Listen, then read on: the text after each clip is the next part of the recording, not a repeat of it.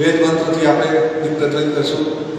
હરિ ઓમ ચંદ્રમા મનસો જાત ચક્ષોઃ સૂર્યો વાજાયત શ્રોત્રાવાયુશ્ચ પ્રાણશ્ચ મુખાદ્દતિરજાયત દીપજ્યોતિ નમસ્તુભ્યં દીપજ્યોતિર્જનાર્દન દીપો હરતુ મે પાપમ દીપજ્યોતિ નમોસ્તુતે દીપજ્યોતિ નમઃ.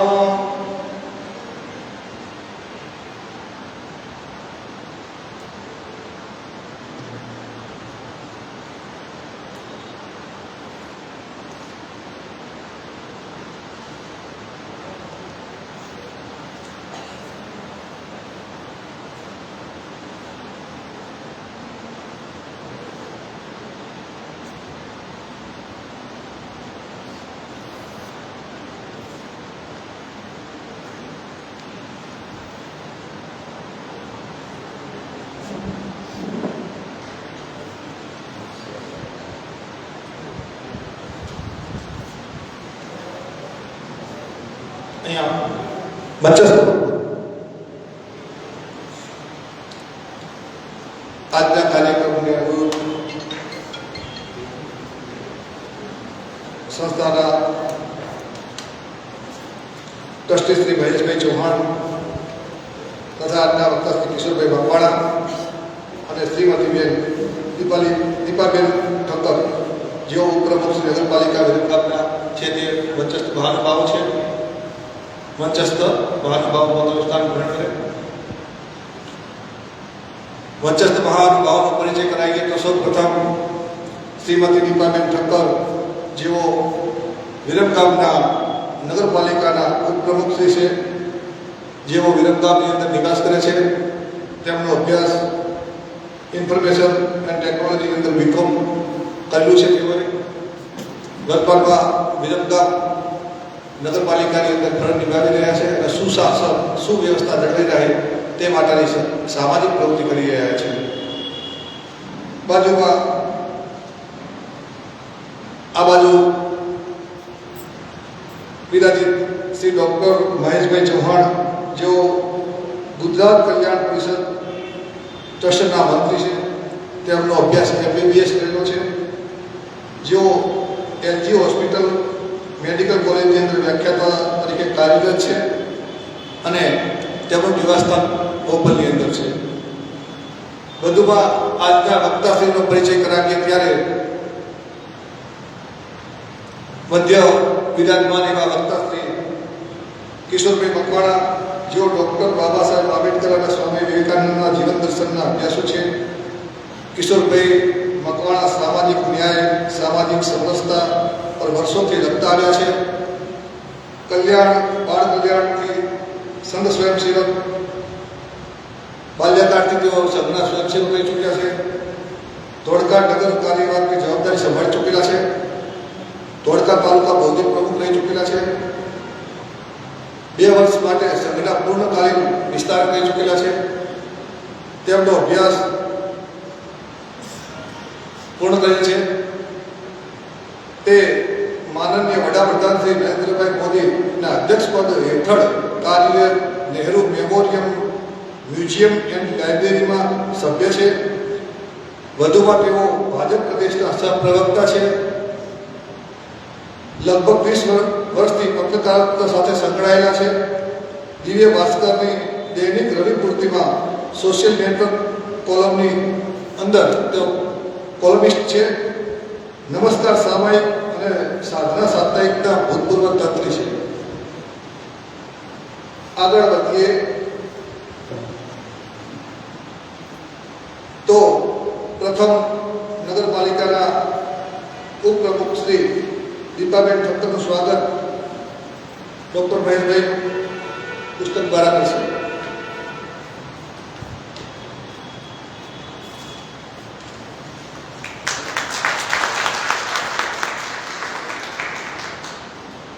આજના વક્તા શ્રી કિશોરભાઈ મકવાણાનું સ્વાગત શાલ અને પુસ્તક દ્વારા ડૉક્ટર મહેશભાઈ તેમનું સ્વાગત કરશે.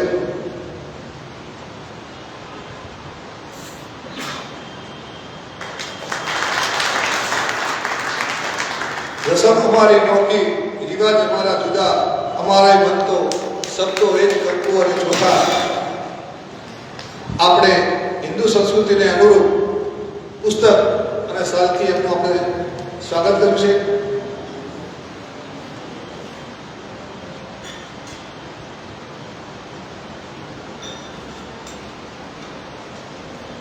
આજનો મુખ્ય વિષય ડૉક્ટર બાબા સાહેબ આંબેડકર અને સામાજિક સમરસતા છે.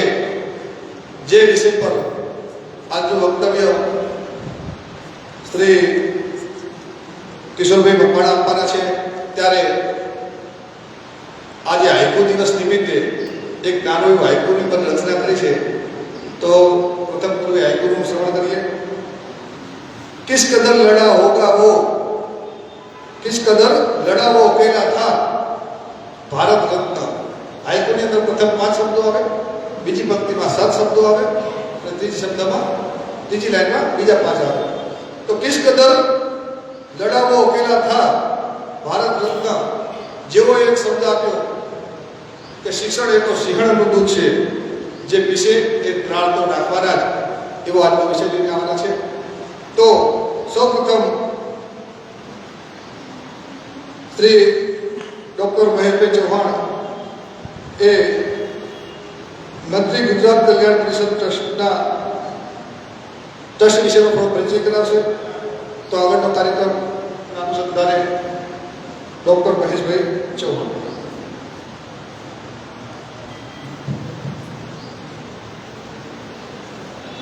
નમસ્કાર. આદરણીય નગરપાલિકાના ઉપપ્રમુખ શ્રી દીપાબેન,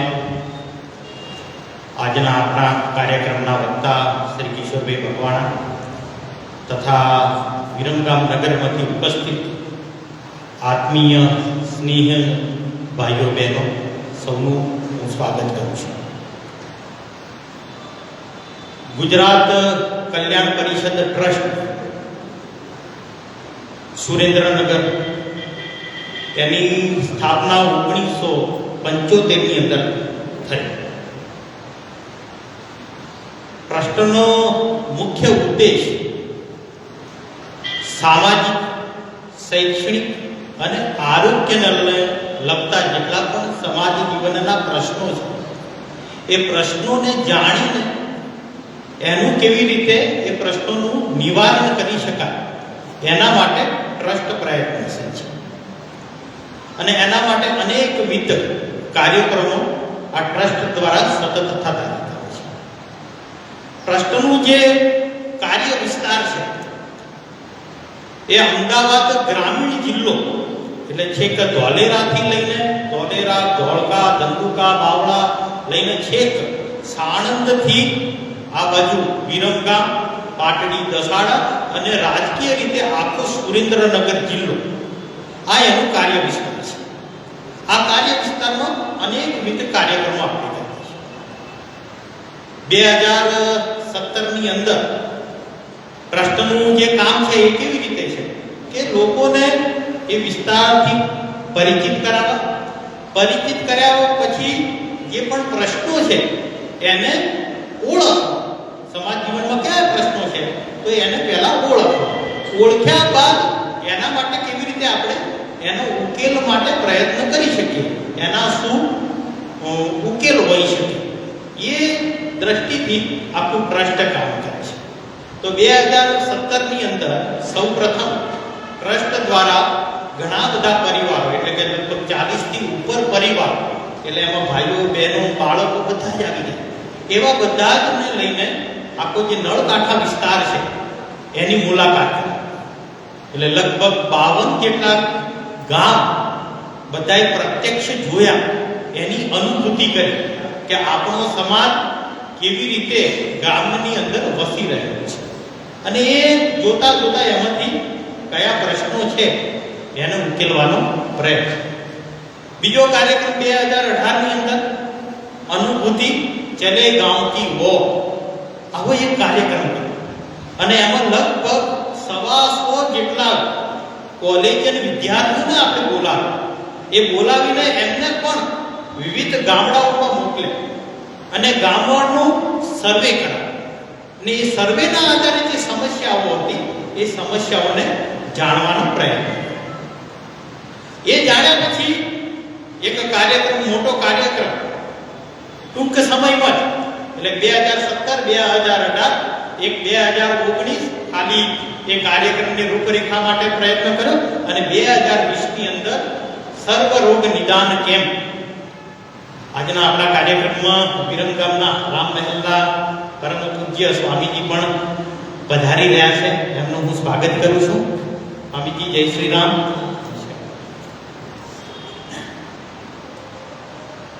તો 2020ની અંદર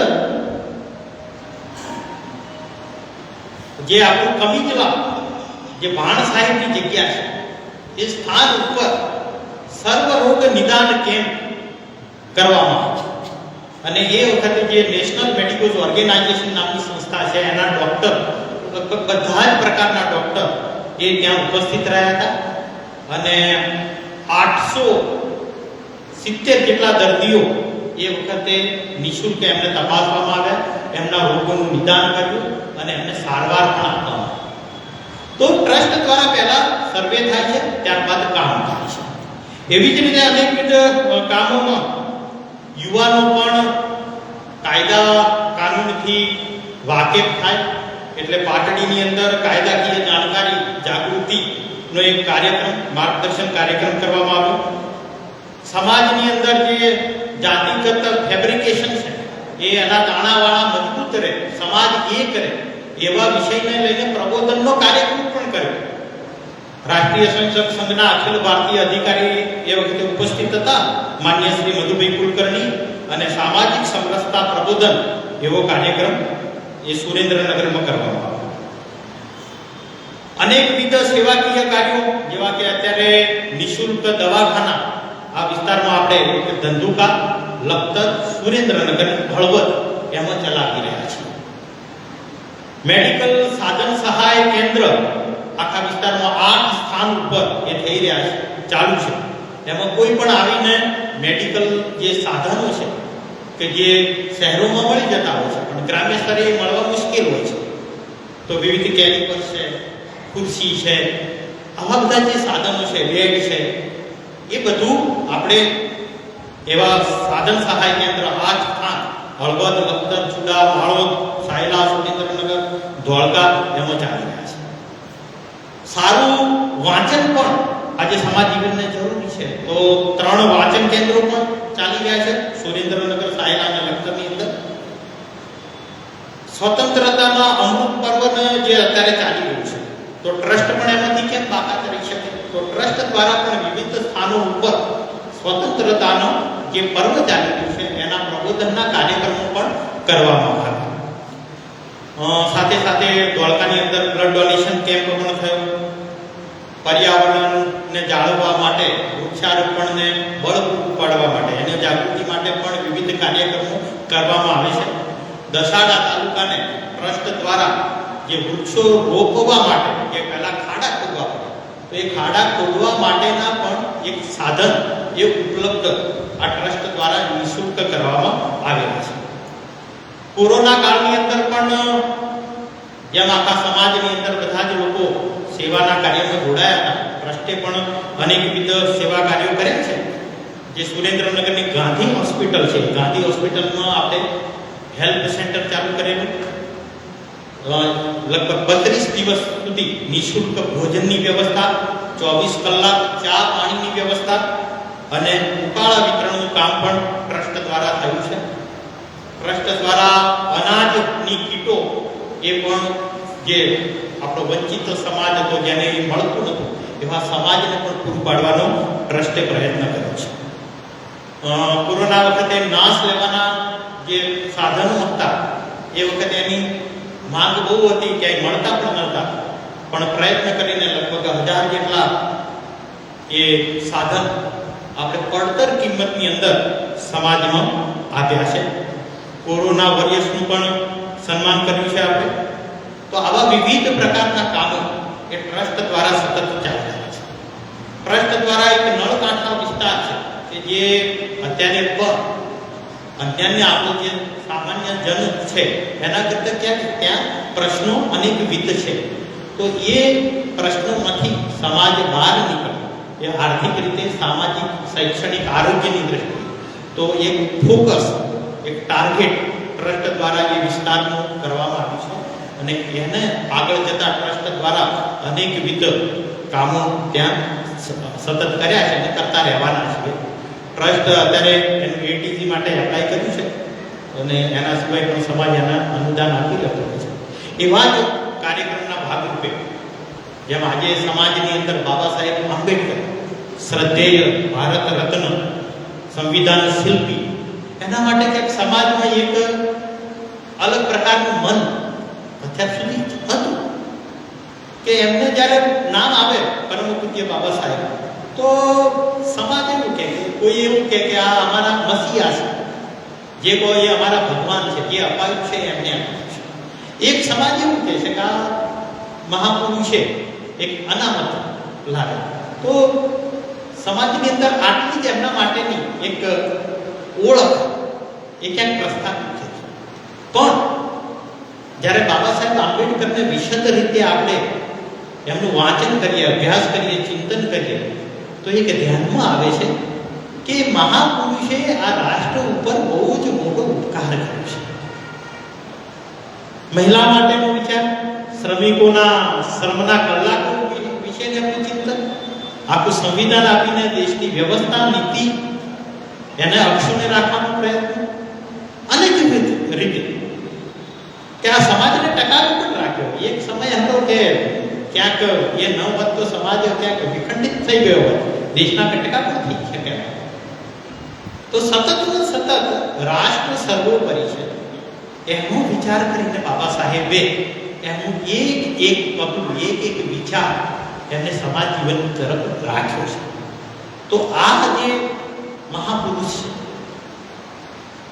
ભારત રત્ન છે, શ્રદ્ધેય, એ બાબા સાહેબને આપણે પણ જાણીએ, સમાજ પણ જાણે, એમને પીછાણે, એમને ઓળખે.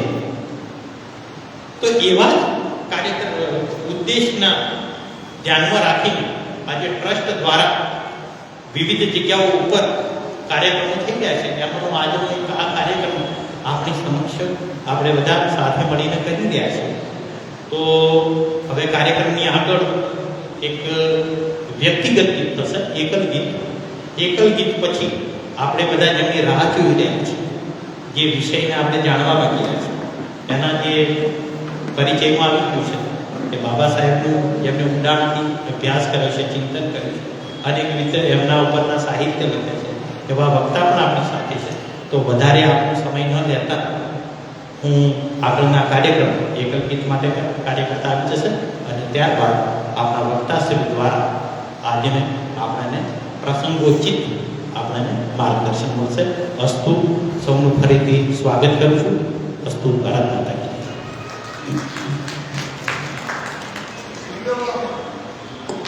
હિન્દવ સોદરા સર્વે ન હિન્દુતો પતિતો ભવે મમ દીક્ષા હિન્દુ રક્ષા મમ મંત્ર સમાનતા.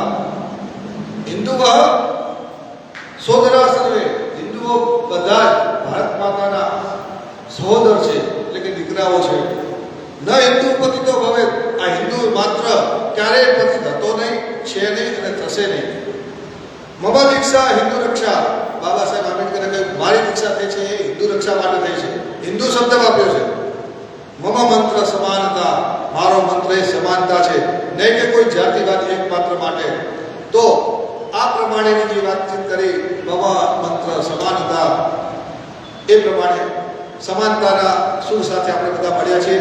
તો આગળના કાર્યક્રમનું વ્યક્તિગત ગીત લઈને આવે છે માણસેભાઈ.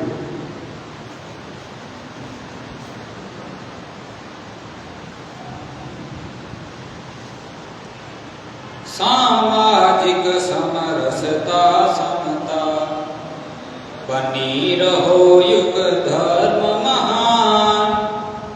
हिंदू भाव हृदय ले जागे, भारत माना सहु संतान नहीं पुनर्भवनी आकांक्षा, वैभव राज्य तणो नहीं कान.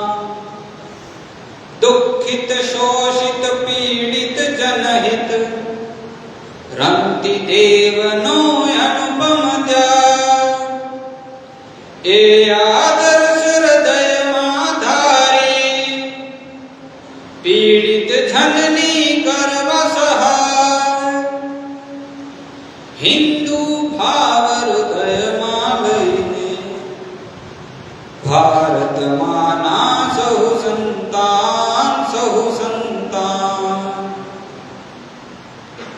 ઊંચ નીચના ભેદ અનેકો સતકોના દુઃખ દર્દ અપાર દીન દરિદ્રી નારાયણના અપમાનોના શૂળ અપાર સમતા મમતા સ્નેહ પ્રેમથી શૂળ તણો કરવા ઉપચાર હિન્દુ ભાવ હૃદય લઈ જાગે ભારતમાંના સહુ સંતાન અન્ન વસ્ત્રના ભંડારો જન જનનો જીવન આધાર સામાજિક સન્માન પ્રાપ્તિ હો માનવતાનો સાક્ષાત્કાર ભારત માતાની જય જય હો દિવ્ય સ્વપ્ન કરવા સાકાર હિન્દુ ભાવ હૃદય લઈ જાગે ભારતમાંના સહુ સંતાન સામાજિક સમરસતા સમતા બની રહો યુગ ધર્મ મહાન હિન્દુ ભાવ હૃદય લઈ જાગે ભારતમાંના સહુ સંતાન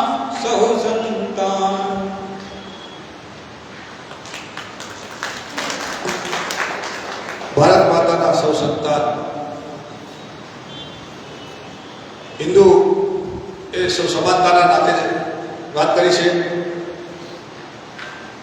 હિન્દુ શબ્દ વાપર્યો છે, નહીં કે જાતિવાદ જાતિ પાતિની અંદર વેર વિખેર થયેલો આપણો સમાજ એને એકજૂટ કરવા માટે પહેલા પણ જુઓ બાબા સાહેબ આંબેડકરની હવે આગળના વક્તા શ્રી કિશોરભાઈ મકવાણા વાત કરી રહ્યા છે ત્યારે એ પૂર્વે બે શબ્દો કીધું તો ત્યારે પણ રાજા મહારાજાએ એમને પ્રમોટ કર્યા, વિદેશ ભણવા માટે મોકલ્યા. ત્યારે પણ જાતિવાદ ક્યાં હતો? એક ક્ષત્રિય સમાજ છે, એક દલિત સમાજ છે. સ્વામી વિવેકાનંદજી આપણે ના પડ્યા હોત જો એક પીટી માસ્ટર જો નામ એમને પ્રમોટ કર્યા હોત તો આવી મહાન વ્યક્તિઓ પાછળ કોઈને કોઈ સપોર્ટેબલ હોય છે. ત્યાં જાતિવાદ જ્ઞાતિવાદ કોઈ જ માયના નથી રાખતો. તો આવા બધા જાતિવાદથી આપણે પર ઉઠીને આગળ નહીં કે એક કોઈ જ્ઞાતિ માટેના મસીહા કે નહીં એક જાતિ સમૂહના ઉદાહરણ આપણી માનસિકતા દૂર કરીને આપણે આગળના વક્તા કિશોરભાઈને આમંત્રિત કરીએ છીએ. કિશોરભાઈ મકવાણા.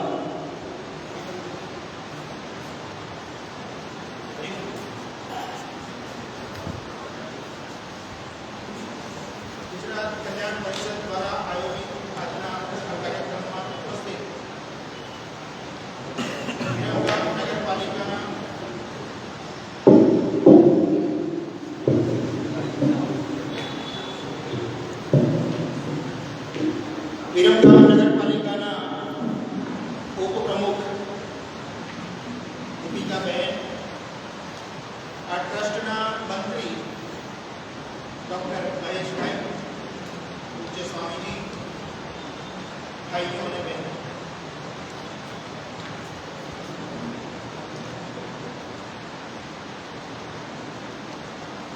આજનો વિષય છે ડૉક્ટર બાબા સાહેબ આંબેડકર અને સામાજિક સમરસતા.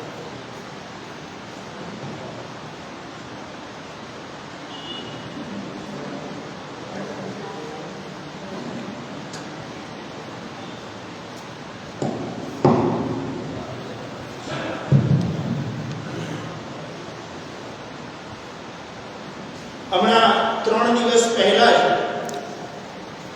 ડોક્ટર બાબા સાહેબ આંબેડકરની જન્મ જયંતિ ગઈ. દેશભરમાંથી આ મહાપુરુષને અંજલિ આપવામાં આવી. અનેક લોકોએ શ્રદ્ધાંજલિ આપી, ભાવાંજલિ આપી, પરંતુ આજે પણ આ મહાપુરુષની જે ઓળખ છે એ દલિતોના નેતા અથવા તો સંવિધાન નિર્માતા, આ બે બિંદુઓ પર આ મહાપુરુષની ઓળખ આવીને અટકી ગઈ છે. પરંતુ આ મહાપુરુષનું જ્યારે જીવન આપણે જોઈએ છે, એમના કાર્યોની અંદરથી પસાર થઈએ છીએ, એમના વિચારો વાંચીએ છીએ, ત્યારે આપણે ધ્યાનમાં આવે છે કે આ મહાપુરુષનું જે જીવન છે એ જીવન એક વૈશ્વિક કક્ષાનું છે, એક મહાસાગર જેવું જીવન છે. પરંતુ દુર્ભાગ્યે આવું વૈશ્વિક કક્ષાનું વ્યક્તિ, એક મહાસાગર જેવું વ્યક્તિત્વ એક નાના ખાબોચિયામાં, એક નાના કુંડાળામાં આવીને કેદ થઈ ગયું. બાબા સાહેબ આંબેડકરનો જે પરિસ્થિતિમાં, જે સમયમાં જન્મ થયો છે, એ સમયનો આપણે જ્યારે વિચાર કરીએ છીએ ત્યારે સામાજિક રીતે હિન્દુ સમાજ છે એ અસંગઠિત છે, વિષમતામય છે. અને આપણા હિન્દુ સમાજની જ્યારે વિચાર કરીએ છીએ, સનાતન ધર્મમાંથી આપણે પસાર થઈએ છીએ, ત્યારે એમાં ના તો સામાજિક વિષમતા છે, ના જાતિવાદ છે, ના ઊંચ નીચ છે, ના છૂઆછૂત છે.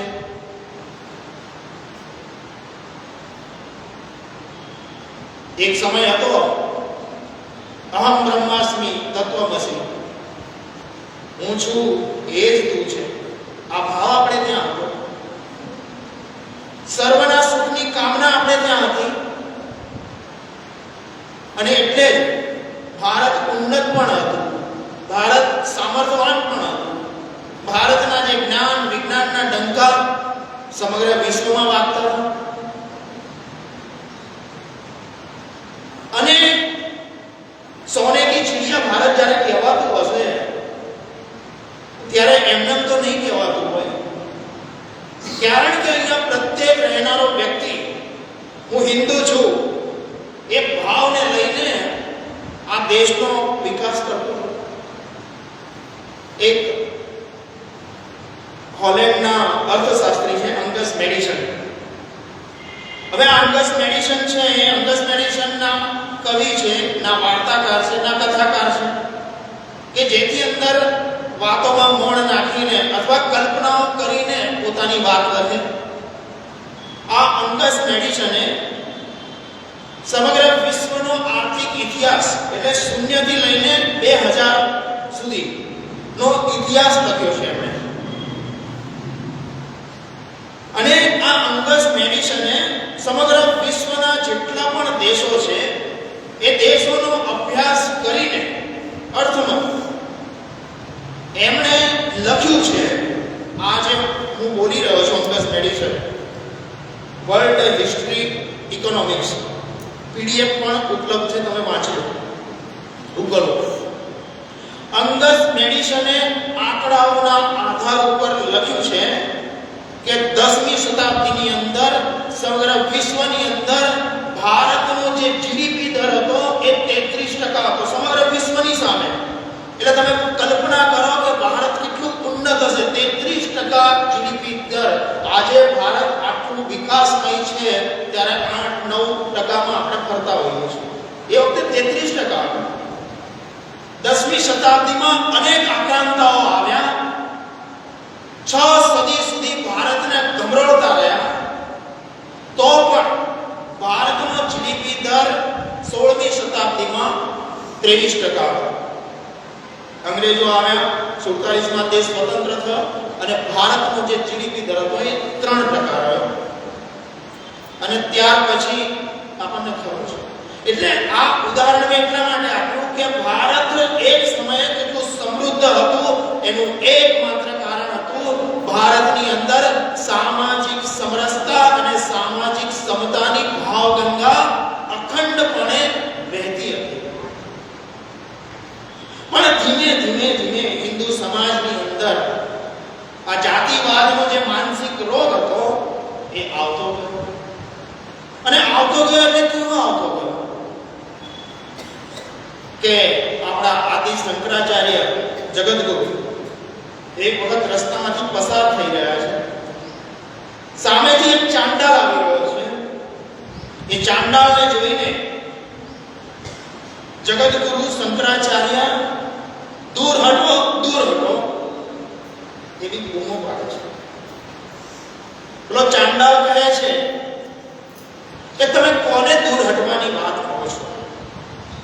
મારું શરીર અને તમારું શરીર પંચમહાભૂતોમાંથી બનેલું છે, તો કોને દૂર હટવાની વાત કરો છો?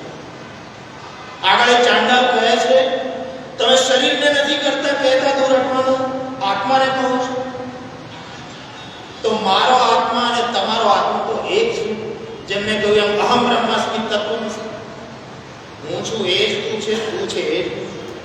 તો કોને દૂર હટવાની વાત કરો છો? શંકરાચાર્યએ પેલા ચાંડાળને જે આપેલું જ્ઞાન હતું એ જ્ઞાનનો સ્વીકાર કર્યો અને એમણે મંજુષા નામનો એક ગ્રંથ લખ્યો.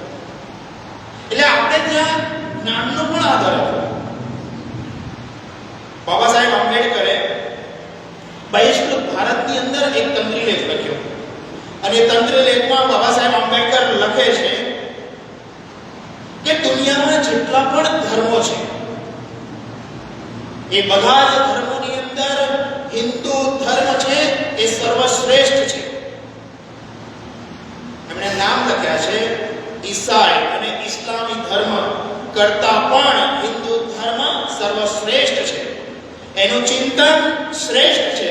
અહીંયા કીડીની પણ ચિંતા થાય છે, ગાયની પણ ચિંતા થાય છે, કૂતરાની પણ ચિંતા થાય છે. એવો આ ધર્મ છે, પણ એનું દર્શન શ્રેષ્ઠ છે, પણ એ વ્યવહારમાં નથી. અને વ્યવહારમાં આવવું જોઈએ આ દર્શન. એ માટેની મથામણ ડોક્ટર બાબા સાહેબ આંબેડકરની જીવન પર. અને આ હિન્દુ ધર્મમાં આવેલી જે વિકૃતિ હતી, જે માનસિક રોગ હતો જાતિવાદનો, ઊંચ નીચનો, છૂઆછૂતનો, આભડછેડનો, એને દૂર કરવા માટે અનેક મહાપુરુષોએ પ્રયત્ન કર્યા છે. અને અનેક મહાપુરુષોએ, કેટલાક લોકોએ આ હિન્દુ ધર્મમાં આવેલી ખરાબીઓ છે માટે આ બધું તોડી ફોડીને ફેંકી દો એવી પણ વાત કરી. કેટલાક લોકોએ હા ભાઈ હિન્દુ ધર્મ આપણું શ્રેષ્ઠ છે, એમાં જે ખરાબી આવી છે એને દૂર કરો. અને જે કેટલીક ખરાબી આવી છે એને દૂર કરો. એમાં સ્વામી વિવેકાનંદ હતા, ડોક્ટર હેડગેવારજી હતા, વીર સાવરકર હતા, દયાનંદ સરસ્વતી હતા, રામાનુજાચાર્ય હતા, રામાનંદ હતા. આવા અનેક સંતો, મહંતો અને મહાપુરુષો હતા. એ જ હારમાળામાં ડોક્ટર બાબા સાહેબ આંબેડકર હતા. અનેક લોકોએ પ્રયત્ન કર્યા છે આ છૂઆછૂતને દૂર કરવા માટે. રામાનુજાચાર્ય 1000 વર્ષ પહેલા પોતાના ઘરે અછૂત લોકોને ભોજન માટે નીકળતા. ધનુર્ધર નામનો શિષ્ય હતો. એમણે ગુરુ તરીકે સ્થાપ્યા છે. કેટલા આ ધનુર અછૂત જાતિમાં હતો, તો એમનો એટલો પ્રિય હતો કે જ્યારે સ્નાન કરવા જતા ત્યારે બ્રાહ્મણના ખભે હાથ મૂકીને જતા, જ્યારે સ્નાન કરીને પાછા આવતા ત્યારે અછૂતના ખભે હાથ મૂકી શરીર પવિત્ર થઈ ગયા પછી પણ. અને પોતાના ઘરે એ અછૂતોને નિમણતા, પોતાના જે શિષ્યો હતા. પણ જ્યારે લાગ્યું કે મારા શિષ્યો અહીંયા જમીને જાય છે, ત્યારે મારી પત્ની છે એ પત્ની ઘરને પવિત્ર કરવા માટે આખા ઘરની અંદર ગંગાજળનો છંટકાવ કરે અને એ જ ક્ષણે પોતાની પત્નીનો પણ એમણે ત્યાગ કરી દીધો. એટલે આ છૂઆછૂતની બીમારી દૂર થાય માટે કઈ ભવ્ય પ્રયત્નો કર્યા છે મહાપુરુષો, સંતો, મહંતો. મહાત્મા ગાંધીનું આપણી સામે જીવન છે. આ જ હારમાળામાં ડોક્ટર બાબા સાહેબ આંબેડકર હતા. અને જ્યારે ડોક્ટર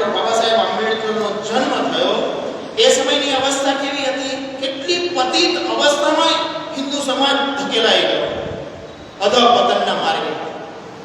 બાબા સાહેબ આંબેડકરનું બાલ્યાવસ્થાના જીવન ઉપર કલાકો બોલી શકાય છે, પણ એક જ નાનકડું ઉદાહરણ આપીને હું બાકીની એમના જીવનની વાત કરું છું.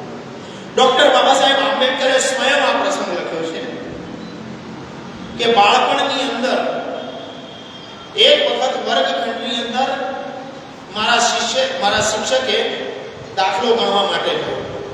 એ વખતે સ્થિતિ એવી હતી કે અછૂત સમાજમાંથી જતો બાળક બાકીના વર્ગખંડની અંદર જે બેઠેલા બાળકો હતા એની સાથે બેસી નહોતા શકતા, એને વર્ગખંડની બહાર બેસવું પડ્યું. અને જ્યારે શિક્ષકે કહ્યું કે આ બ્લેકબોર્ડ ઉપર દાખલો જે મેં લખ્યો છે એને કોને આવડે છે, ત્યારે ભીમરાવે આંગળી ઊંચી કરી વર્ગખંડની બહાર બેઠા હતા. એમણે કહ્યું કે મને આ દાખલો આવડે છે.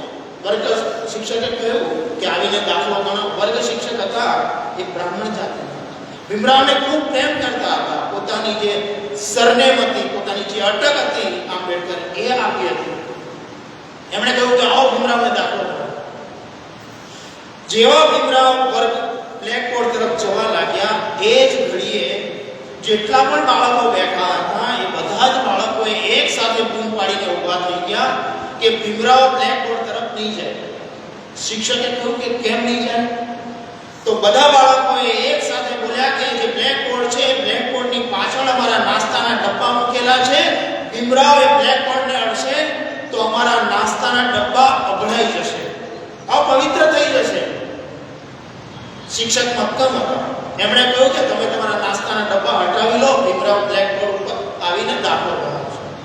ભીમરાવ આવ્યા, દાખલો ગણાવ્યો. પાછલી અવસ્થામાં ડોક્ટર બાબા સાહેબ આંબેડકરે આ ઘટનાનું વર્ણન કરતા લખ્યું છે કે એ દિવસે તો નાસ્તાના ડબ્બા હટી ગયા, પણ મારા કાળજે જે ઘા પડ્યો હતો ને જીવનભર નહીં ભૂલી છે. મને જ્યારે તરસ લાગતી સ્કૂલના અંદર ત્યારે બધા બાળકો જ્યાં પાણીની પીવાની જે વ્યવસ્થા હતી ત્યાંથી પાણી પી શકતા, પણ હું ના પી શકતો જ્યાં સુધી પેલો પટાવાળો આવીને મને પાણી ના પીવડાવે ઊંચેથી. એટલે આ પ્રકારની સ્થિતિ હતી એ વખતે. પરંતુ ડોક્ટર બાબા સાહેબ આંબેડકર હંમેશા તમે મહાપુરુષના જીવનો જોજો કે આવા અનેક જીવનની અંદર કટુ અનુભવો થયા છે ને તો પણ એ ગાંઠે બાંધીને નીકળ્યા નથી. એ હંમેશા સકારાત્મક માર્ગે આગળ વધ્યા હોય છે, કારણ કે એમનું જીવનનું જે લક્ષ્ય હોય છે ને એ ઉન્નત હોય છે. અને બાબા સાહેબ આંબેડકરનું જીવનનું લક્ષ્ય હતું ને એ પણ ઉન્નત હતું. અને એમના જીવનનું લક્ષ્ય હતો આ હિન્દુ સમાજની અંદર જે આવેલી ખરાબી છે એ ખરાબી દૂર થાય. અને ભારતની જે અધઃપતન થયું, ભારતનું અહીંયા સાત સાગર પારથી આવેલા જે મુઠ્ઠીભર આક્રાંતાઓ હતા એ આક્રાંતાઓ આ દેશને ગુલામ બનાવી દીધો.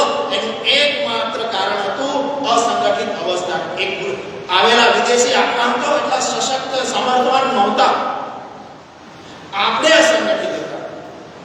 જેમ ડોક્ટર હેડગેવારજી આ નિદાન કર્યું હતું એવું જ નિદાન ડોક્ટર બાબા સાહેબ આંબેડકરે કર્યું. અને બાબા સાહેબ આંબેડકર જ્યારે કોલંબિયા યુનિવર્સિટી ગયા ભણવા માટે ત્યારે એમણે એક નિબંધ લખ્યો ભારતમાં જાતિ. આ નિબંધની અંદર બાબા સાહેબ આંબેડકરે લખ્યું છે કે ભારતમાં રહેનાર પ્રત્યેક ભારતીયના શરીરની અંદર એક જ લોહી વહે છે. બધા એક જ ધરતી માતાના સંતાનો છે. ભારત સાંસ્કૃતિક રીતે એક રાષ્ટ્ર છે. બાબા સાહેબ આંબેડકર લખે છે સાંસ્કૃતિક રીતે એક રાષ્ટ્ર છે, પરંતુ સામાજિક રીતે એક નથી. એટલે બાબા સાહેબ આંબેડકર આટલી વાત લખીને લખે છે કે જે રાષ્ટ્ર સામાજિક રીતે એક નથી હોતું ને એ દેશ ઝડપથી ગુલામ બને છે. એટલે એમણે એક સચોટ નિદાન કર્યું ભારતના પતનનું કે ભારત સાંસ્કૃતિક રીતે એક છે, પરંતુ સામાજિક રીતે એક અખંડ નથી. અને જે રાષ્ટ્ર સામાજિક રીતે એક નથી હોતું એના ઉજળા ભવિષ્યની કોઈ અપેક્ષા ન રાખશો. બાબા સાહેબ આંબેડકર જ્યારે વિદેશની ડિગ્રીઓ લઈને અહીંયા આવ્યા, આપણે બધા જાણીએ છીએ કે વડોદરા ગયા. વડોદરાના મહારાજા હતા સયાજીરાવ, એમણે આપેલી શિષ્યવૃત્તિથી એ ફોરેન ભણવા ગયા. બાબા સાહેબ આંબેડકરના જીવનની અંદર એવા અનેક જેને કહેવાય ને કે મીઠા અનુભવો પણ છે. કૃષ્ણાજી કેરુસ્કર કૃષ્ણાજી કેલુસ્કરે જ તથાગત બુદ્ધનો પહેલો પરિચય કરાવનાર, સયાજીરાવ ગાયકવાડ પાસે લઈ જનાર કૃષ્ણાજી કેલુસ્કર એ પણ બ્રાહ્મણ જાતિના હતા. એટલે બાબા સાહેબ આંબેડકરના જીવનની અંદર એમને આગળ પકડીને આગળ લઈ જનાર જેટલા પણ છે લગભગ બધા જ બ્રાહ્મણ જાતિના છે. અને આ કૃષ્ણાજી કેલુસ્કર પાછલા દિવસોની અંદર બાબા સાહેબ આંબેડકરના જીવનની અંદર બહુ જ એક વડીલ, એક પિતાજીની છત્ર છાયા મળે એ રીતે આવ્યા છે. અને બાબા સાહેબ આંબેડકર ડિગ્રી લઈને જ્યારે અહીંયા આવે વડોદરા ગયા, આપણે બધાને કહે છે કટુ અનુભવના કારણે અહીંયા આવે, પરંતુ બહુ જ ઓછા લોકો જાણે છે કે બાબા સાહેબ આંબેડકર વડોદરા પહેલી વખત આવ્યા ત્યારે 13 દિવસ રહ્યા હતા. ત્યારે આત્મારામ અમૃતસરી એ સ્વયં બ્રાહ્મણ જાતિના હતા. આ શબ્દો કેટલાક આજે જરૂરી નથી, પણ વિષય સમજાય અને એ વખતની સ્થિતિ ધ્યાનમાં આવે એટલા માટે હું આ શબ્દ વાપરું છું.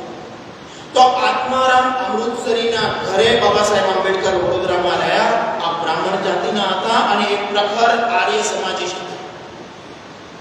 એમના પત્ની હતા એ વખતે એવું કહેવાતું કે અછૂતોના માં છે, એટલું લાલન પાલન આ દંપતી. બાબા સાહેબ આંબેડકર જ્યારે અહીંયા આવ્યા પાછા, એ પછી એમણે સામાજિક જાગરણ માટે પહેલું એમણે સામયિક પ્રારંભ કર્યું હતું, મૂક નાયક, 31મી જાન્યુઆરી 1920 ના દિવસે. એ વખતે 13 તંત્રી બાબા સાહેબ આંબેડકરે લખ્યા. બાબા સાહેબ આંબેડકર સામાજિક સમરસતા જે ઈચ્છતા હતા, એ શા માટે ઈચ્છતા હતા એ આપણે જોવું તો આના તંત્રી લખવું જોઈએ તો આપણે ધ્યાનમાં આવે છે. આપણે બધા આજે શબ્દ સાંભળીએ કે હિન્દુ રાષ્ટ્ર. ઘણા એવું કહે છે કે હિન્દુ રાષ્ટ્ર શબ્દ રાષ્ટ્રીય સંસદ સંઘનો જન્મ થયો પછી આવ્યો, 1925 પછી. ના, બાબા સાહેબ આંબેડકરે 1920 માં શબ્દ વાપરેલો. અને બાબા સાહેબ આંબેડકરે એવી રીતે નથી વાપર્યો કે આ હિન્દુ રાષ્ટ્ર હતું, આ હિન્દુ રાષ્ટ્ર છે. એ રીતે બાબા સાહેબ આંબેડકરે આ શબ્દ વાપર્યો છે. બાબા સાહેબ આંબેડકર આ મૂક નાયકમાં લખે છે એના પહેલા જ તંત્રી કે આપણે બધા એટલે આ સમગ્ર હિન્દુ સમાજ માં રહેનારી બધી જ જાતિઓ એક જ નામના યાત્રિકો છીએ. રખે આમાં કોઈએ કાણું પાડવાનો પ્રયત્ન કર્યો તો બધા જ ડૂબી કરીશું. એ રીતે બાબા સાહેબ આંબેડકર ઈચ્છે છે કે આ સમરસ હિન્દુ સમાજ હોવો જોઈએ. તો આ નામની અંદર હિન્દુ સમાજ એ નાવ છે અને આ નાવની અંદર કોઈ પણ જાતિએ કાણું પાડ્યું ને તો બધા જ ડૂબી મરીશું. કાણું પાડનારો બચી જશે એવું રખે માનતા બાબા સાહેબ આંબેડકર લખે છે. બાબા સાહેબ આંબેડકર બીજું પણ એક વાત લખે છે કે આ હિન્દુ સમાજ છે એ 4 માળની ઇમારત છે. અને આ 4 માળની ઇમારત કેવી છે તો અસમાન ઇમારત છે. આ 4 માળની ઇમારતની અંદર એક બીજામાં જવું હોય તો એવી કોઈ સીડી જ નથી. માની લો કે 4થા માળે રહેનારો વ્યક્તિ, આ બાબા સાહેબ આંબેડકરના શબ્દો છે, 4થા માળે રહેનારો વ્યક્તિ ગમે તેટલો નાલાયક છે, ગમે તેટલો ચરિત્રહીન છે, ગમે તેટલો બુદ્ધિ વગરનો છે, તો એ પહેલા માળે નથી આવી શકતો. અને નીચલા માળે રહેનારો વ્યક્તિ ગમે તેટલો બુદ્ધિશાળી છે, ગમે તેટલો વિદ્વાન છે, ગમે તેટલો ચરિત્રવાન છે, પણ એ ઉપર નથી જઈ શકતો. આ અસમાન જે ઇમારત છે એ ધ્વસ્ત થવી જોઈએ અને એક વર્ણીય ઇમારતની રચના થવી જોઈએ. એ બાબા સાહેબ આંબેડકર ઈચ્છે છે. અને બાબા સાહેબ આંબેડકર પ્રખર વિદ્વાન છે, એમણે ધર્મશાસ્ત્રનો અભ્યાસ કર્યો છે. એ જાણે છે કે પ્રાચીન કાળમાં આવી અસમાન ઇમારત નહોતી. બાબા સાહેબ આંબેડકરે સ્વયં લખ્યું છે કે આ સમાન જે ઇમારત છે એની રચના 4થી શતાબ્દી પછી પ્રારંભ થઈ છે. આ જે વિકૃતિ છે, આ અસમાનતા છે, એ 4થી શતાબ્દી પછી પ્રારંભ થઈ છે. એ બાબા સાહેબ આંબેડકર લખ્યું છે. બાબા સાહેબ આંબેડકર 9મી માર્ચ 1924 ના દિવસે પોતાના જીવનની પહેલી સામાજિક સંસ્થા પ્રારંભ કરે છે, બહિષ્કૃત હિતકારણી સભા. તમે જુઓ બાબા સાહેબ આંબેડકર કેટલું બ્રોડ માઇન્ડમાં વિચારે છે. એ પોતાના પોતાની પહેલી સંસ્થાનો પ્રારંભ કરે છે ત્યારે એ સંસ્થાના અધ્યક્ષ બનાવે છે ચીમનલાલ સેતવડેકર. હવે આ કોણ છે? તો એ બ્રાહ્મણ જાતિના છે. બાકીના એક ટ્રસ્ટના સભ્યો છે એ પણ ઉચ્ચ જાતિના છે. અને આ સંસ્થાનો જે ઉદ્દેશ બાબા સાહેબ આંબેડકર પહેલા દિવસે પ્રારંભ કરે છે એના પ્રવચનમાં જ કહે છે કે મેં અનેક જ્ઞાન મેળવ્યું છે, અનેક ડિગ્રીઓ મેળવી છે, અને એ ડિગ્રીઓના આધારે મારા મન મસ્તિષ્કની અંદર કેટલીક યોજનાઓ મેં વિચારી છે, અને એ યોજનાઓ અગર મેં સાકાર કર્યું તો એના કારણે કેવળ અછૂત સમાજનું ભલું નહીં થાય, સ્પૃશ્ય સમાજનું પણ ભલું થશે. એટલે માની લો કે સંકુચિતતાના આધાર પર વિચારતા હોય, વિષમતાના આધાર પર વિચારતા હોય, તો એમણે એવું વિચાર્યું હોત કે આ મેં સંસ્થા માત્ર અછૂત સમાજના કલ્યાણ માટે જ વિચારી છે. પણ ના, એ અસ્પૃશ્ય અને સ્પૃશ્ય બંનેનું આના કારણે ભલું થશે એવું વિચારે છે. અને બાબા સાહેબ આંબેડકર આ સંસ્થાના 4 સંકલ્પ જાહેર કરે છે. પહેલો સંકલ્પ એનો છે સંસ્કાર કેન્દ્રોની સ્થાપના કરવી. બાબા સાહેબ આંબેડકરે સ્વયં લખ્યું છે કે શિક્ષણ આવી ગયું, ડિગ્રી આવી ગઈ એટલે તમારામાં સંસ્કાર આવી ગયા એવું નથી માનતા. શિક્ષણની સાથે સાથે સંસ્કાર હોવા ખૂબ જરૂરી છે, બાબા સાહેબ આંબેડકર કહે છે. એમણે એ પણ લખ્યું છે કે આજે પાછલા દિવસોમાં એમણે લખ્યું કે આજે હું સંસ્કારવાન છું એનું એકમાત્ર કારણ મને બાલ્યાવસ્થામાં મારા પિતાજીએ ઘરમાં આપેલા સંસ્કાર છે. મને રામાયણ અને મહાભારત, સંતો મહંતોના જે અભંગો હતા એ મને શીખવાડ્યા. એમણે સ્વયં લખ્યું છે કે મારા ઘરની અંદર નિયમ હતો કે સવારમાં પ્રાર્થના થતી અને સાંજે સમૂહમાં, પારિવારિક સમૂહમાં બેસીને પ્રાર્થના થતી, અને પ્રાર્થના કર્યા પછી જ અમારે ભોજન કરવાનું એવો અમારા પિતાજીનો નિયમ. બાબા સાહેબ આંબેડકરે પાછલા દિવસોમાં કોલેજના યુવાનોની સામે બોલતા પણ એમને પ્રવચન આપતા પણ આ જ વાત દોહરાઈ, અને એમણે યુવાનોને કહ્યું કે હંમેશા સમૂહમાં પ્રાર્થના કરવાનો આગ્રહ રાખ્યો. અને આ શિક્ષણ છે બેધારી તલવાર છે. બાબા સાહેબ આંબેડકર કહે છે કે આ શિક્ષણ એ બેધારી તલવાર છે. તમે કોઈની એનાથી હત્યા પણ કરી શકો છો અને કોઈનું રક્ષણ પણ કરી શકો છો, લાલન પાલન પણ કરી શકો છો. અને એટલા માટે એની સંસ્થાનો પહેલો ઉદ્દેશ હતો સંસ્કાર કેન્દ્રોની સ્થાપના કરવી. બીજો ઉદ્દેશ હતો છાત્રાલય અને ગ્રંથાલયોની સ્થાપના કરવી, પુસ્તકાલયોની સ્થાપના કરવી. બાબા સાહેબ આંબેડકરને સૌથી વધારે અગર તો કોઈ પ્રિય હોય તો એ પુસ્તકો હતા. એમણે સ્વયં લખ્યું છે કે મને મારા બાળકો કરતાં પણ પુસ્તકો વધુ પ્રિય છે, કારણ કે પુસ્તક એ તમારા વ્યક્તિત્વનું ઘડતર કરે છે.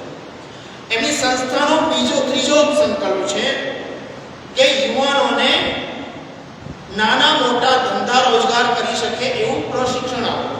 એમણે એ વખતે 1924માં કહ્યું હતું કે નોકરીઓથી ક્યારેય બધાનું કલ્યાણ નહીં થાય, નાના મોટા ધંધા રોજગાર શીખવા પડશે.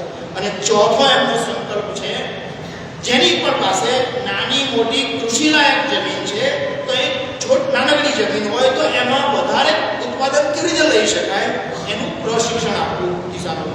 એટલે આજે આપણે ઘણા કહેતા હોય છે કે ખેડૂતો હોય એમને આધુનિક શિક્ષણ આપવું જોઈએ, પ્રશિક્ષિત કરવા જોઈએ. બાબા સાહેબ આંબેડકર તો 1924માં ત્યાર પછી બાબા સાહેબ આંબેડકર આજે સામાજિક વિષમતા હતી. બાબા સાહેબ આંબેડકરનું સમગ્ર જ્યારે આપણે મૂલ્યાંકન કરીએ છીએ તો એ 4 મોરચે સંઘર્ષ કરતા આપણે એમને જોઈ શકીએ છીએ. પહેલો સંઘર્ષ છે સામાજિક સંઘર્ષ છે, બીજો સંઘર્ષ છે ધાર્મિક સંઘર્ષ છે, ત્રીજો સંઘર્ષ છે રાજકીય સંઘર્ષ છે, અને ચોથો સંઘર્ષ છે વૈચારિક સંઘર્ષ. તો જ્યારે પહેલો સત્યાગ્રહ પ્રારંભ કરે છે મહાડની ધરતી ઉપર ચૌદાર નામનું એક તળાવ છે એને.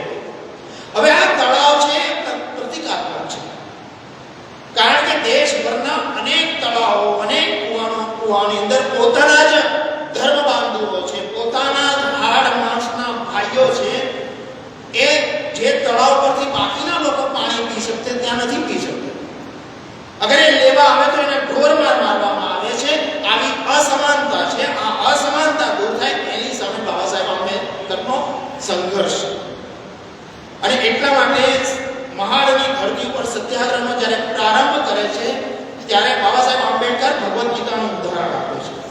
પછી પહેલો સંઘર્ષ એમનો 20મી માર્ચ 1927ની દિવસે પ્રારંભ થાય છે.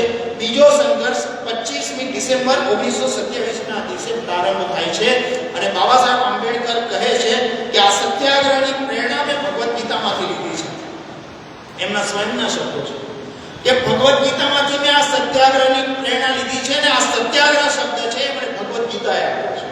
કારણ કે ભગવદ્ ગીતા ન્યાય અને અન્યાય સામે લડવાની પ્રેરણા આપે છે અને વર્ષોથી જે અમને અન્યાય થયો છે એની સામે આ લડત અમે પ્રારંભ કર્યો છે.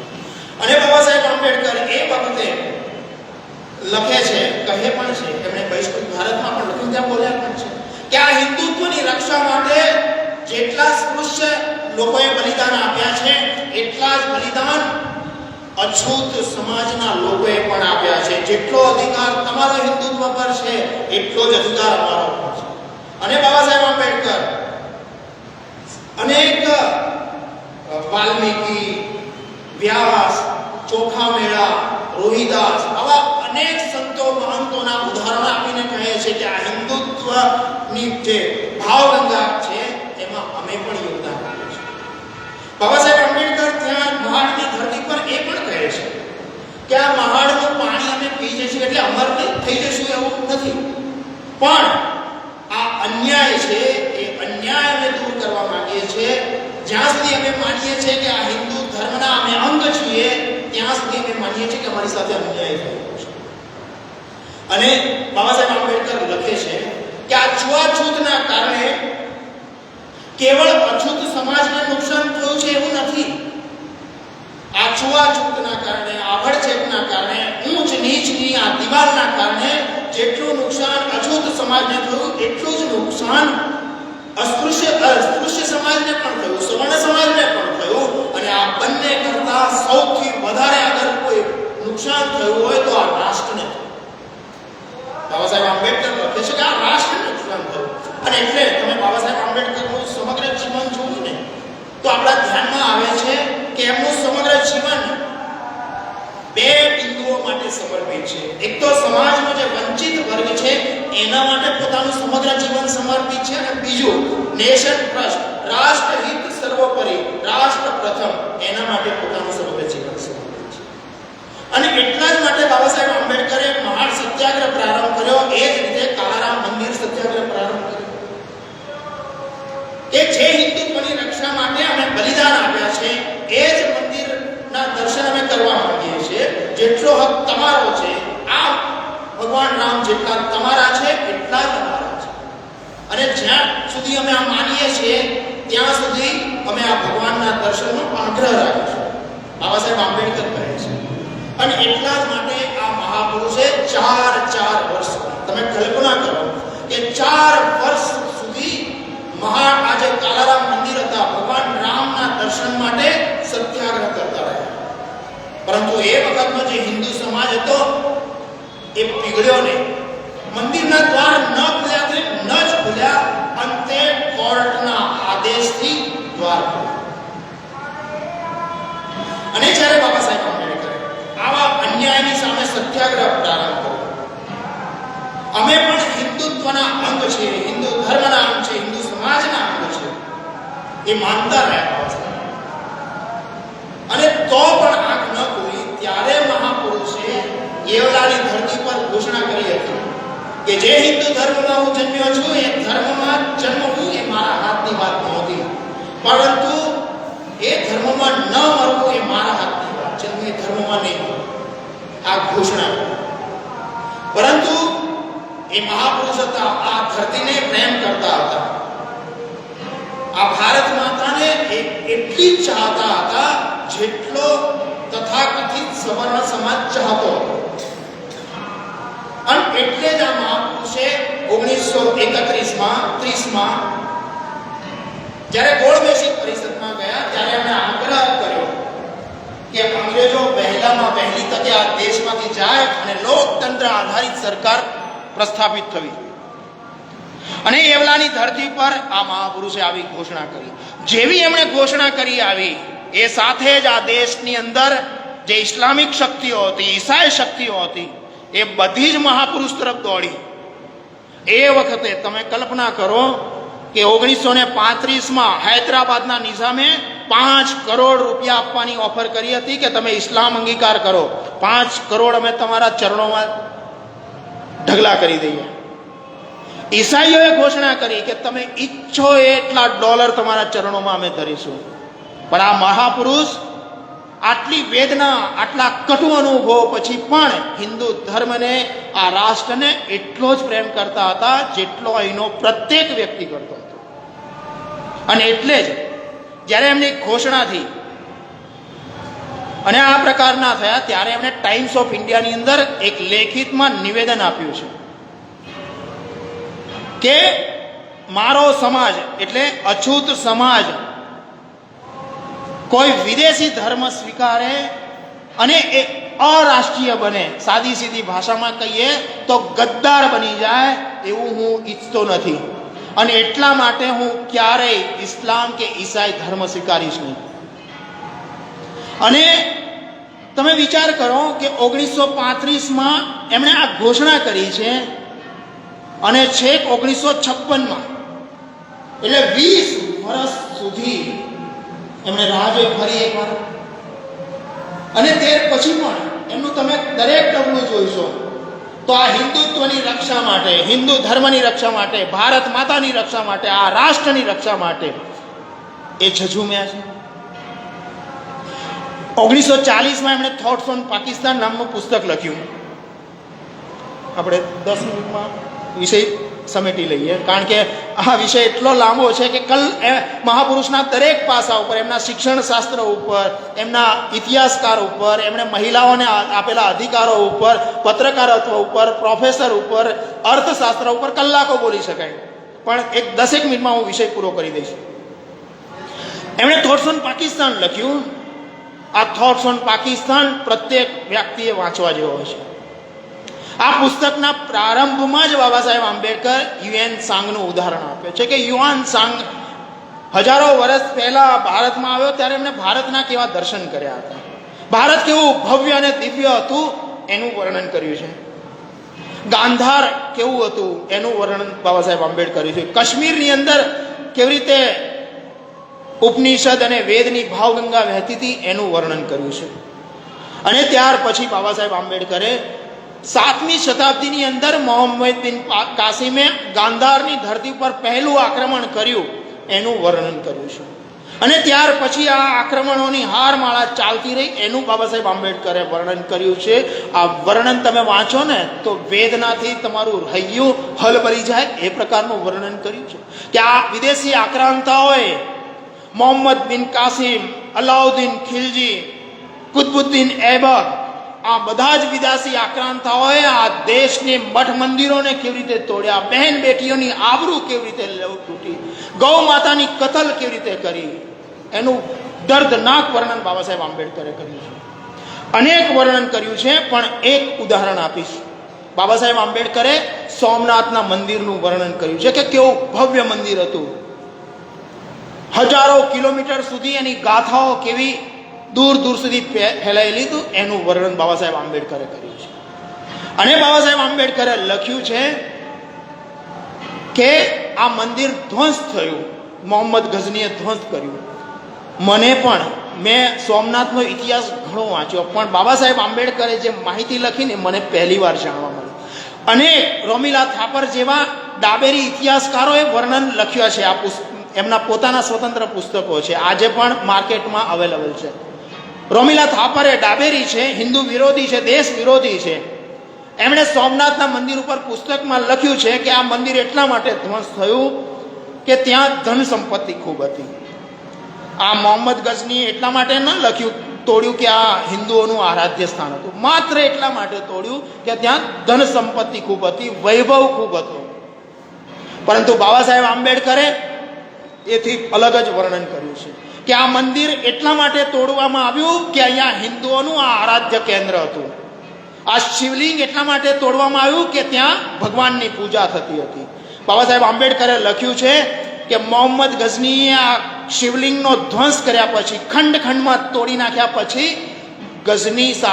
મોહમ્મદ ગઝની પોતાની સાથે શિવલિંગના 4 ટુકડા લઈ ગયા.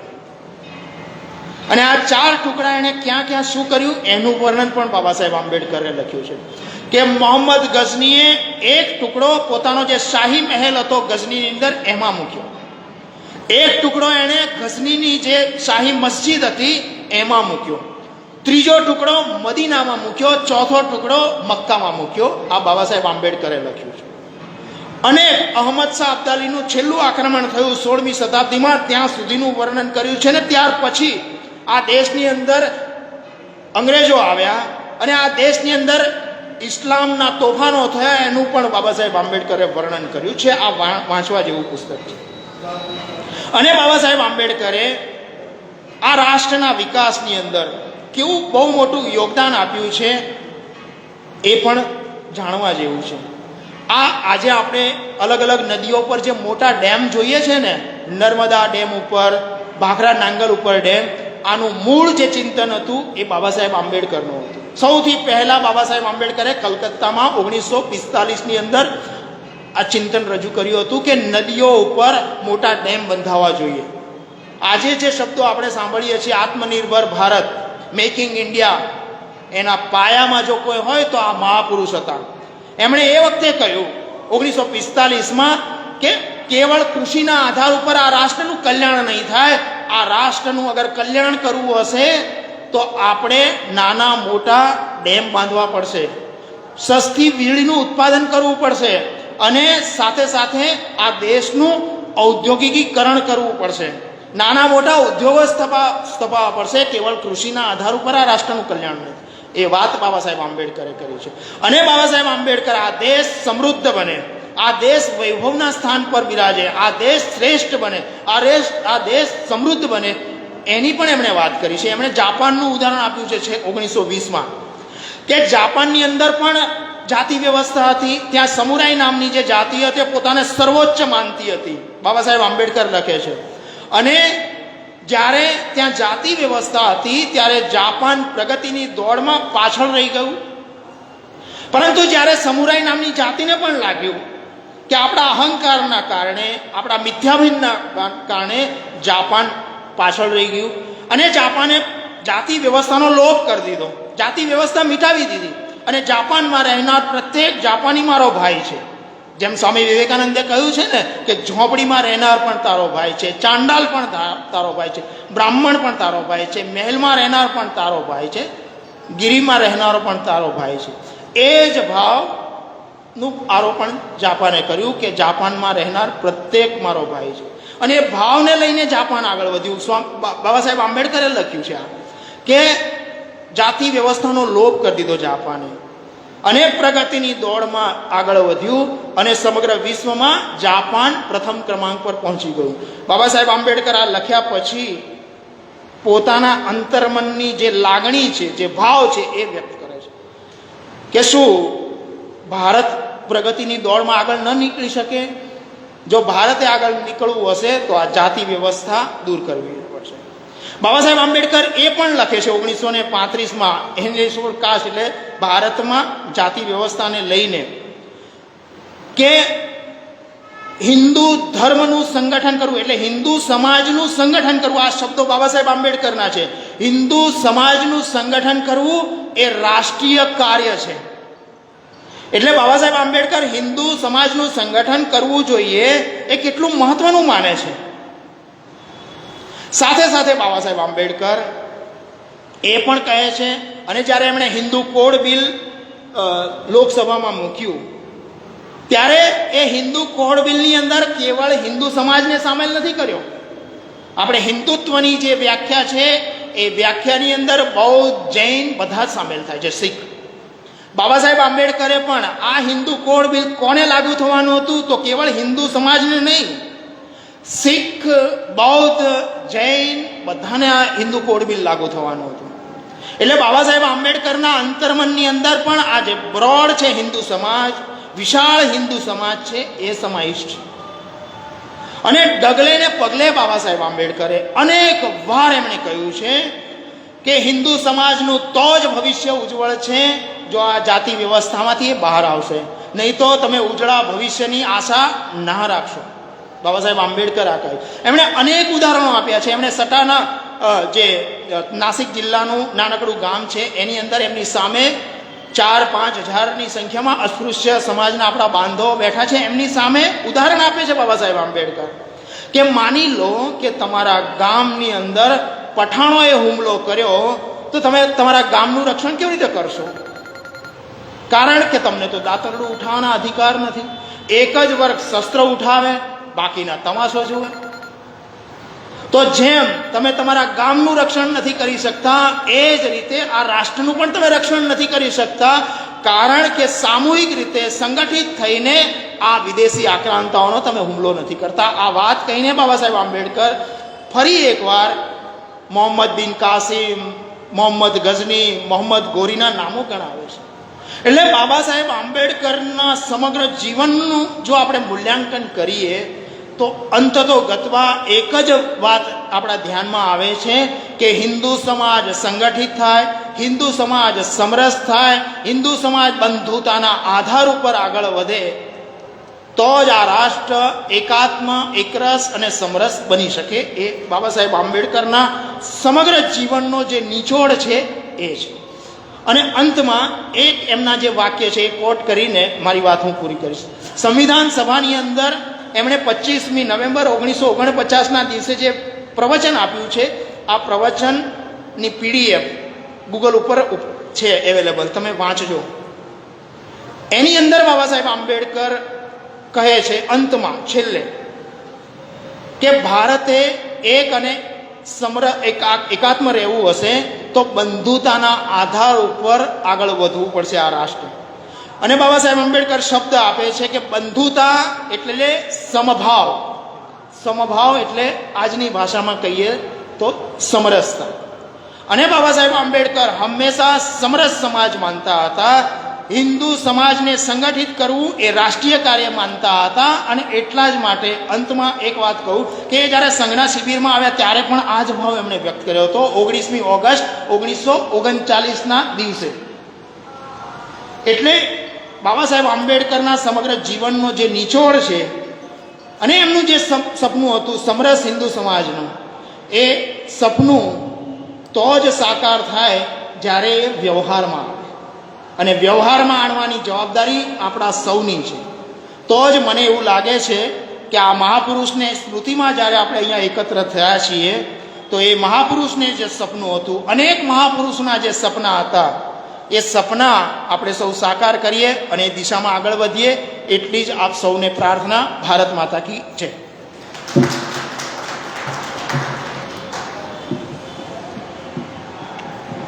ખૂબ ખૂબ આભાર શ્રી કિશોરભાઈ. અંતમાં ગુજરાત કલ્યાણ પરિષદ ટ્રસ્ટના આમંત્રણને માન આપી આપ સૌ નગરજનો પોતાનો કિંમતી સમય કાઢીને અહીંયા ઉપસ્થિત રહ્યા છો. આપ સર્વનો પણ હું પુનઃ આભાર વ્યક્ત કરું છું. અને આપણી સાથે આપણા નગરપાલિકાના ઉપપ્રમુખ પણ સંપૂર્ણ સમય અહીંયા ઉપસ્થિત રહ્યા, એમનો પણ આભારી છું. દિવ્ય ચેતના અને પ્રાતસ્મરણીય એટલે બ્રહ્માકુમારીઝના માતૃશક્તિ તથા પૂજ્ય સ્વામીજી પણ આપણી સાથે રહ્યા, એમનો પણ હું ખૂબ ખૂબ આભાર માનું છું. આ કાર્યક્રમને યશસ્વી બનાવવા માટે જેમને પણ, જેમ કે આજે નગરપાલિકાનો હોલ મળ્યો છે, અન્યાન્ય જે પણ સુવિધાઓ સહયોગ આપણને જેમને પ્રાપ્ત કરી આપ્યો છે, એવા પ્રત્યક્ષ અપ્રત્યક્ષ સૌનો હું હૃદયથી એમનો ધન્યવાદ અહીંયા માનું છું. સૌને હું આદર કરીને આભાર વ્યક્ત કરું છું. તો અહીંયા આપણો આ કાર્યક્રમ અહીંયા પૂર્ણ આપણે કરીએ છીએ. આપનો ખૂબ ખૂબ આભાર. જય ભીમ, જય ભારત.